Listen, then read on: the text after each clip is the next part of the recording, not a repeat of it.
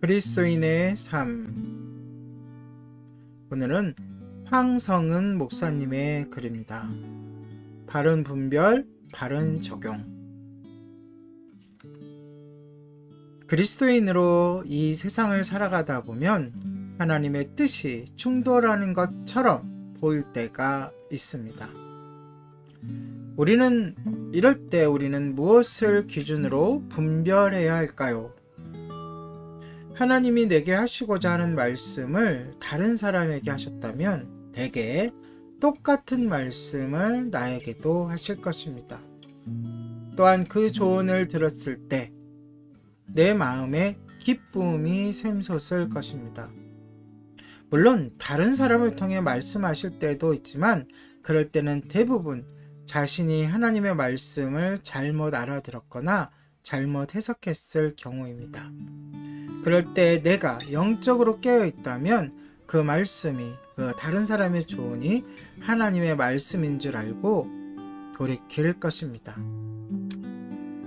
언젠가 어떤 사람이 우리 교회에서 기도하다가 하나님의 음성을 들었다면서 부목사님을 통해 제게 쪽지를 전해주었는데, 제가 대장암 말기라는 하나님의 음성을 들었다는 내용이었습니다.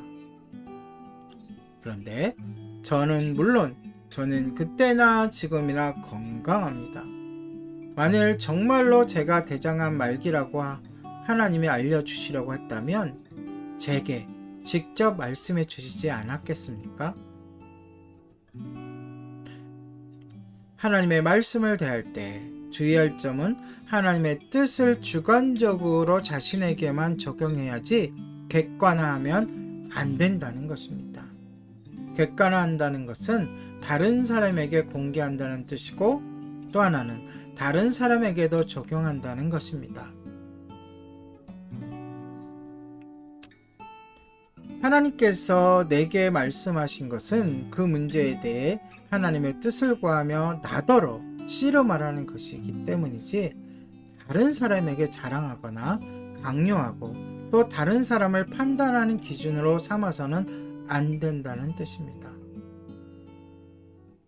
하나님의 말씀을 바로 적용하기 위해서는 바른 분별을 위한 노력을 해야 합니다. 분별을 하기 위해 나에게 말씀하신 하나님의 뜻을 먼저 따르고 말씀과 기도의 훈련을 잘 받아야 합니다. 신비주의를 내세운 휘황찬란한 말이 아닌 하나님의 말씀을 내 자신에게 올바로 적용하는 훈련이 우리에게 필요한 것입니다. 기록된 말씀이 모든 면에 있어서 기준이 되어야 합니다. 황성은 목사님의 귀한 글이었습니다. 오늘의 그리스도인의 삶이었습니다.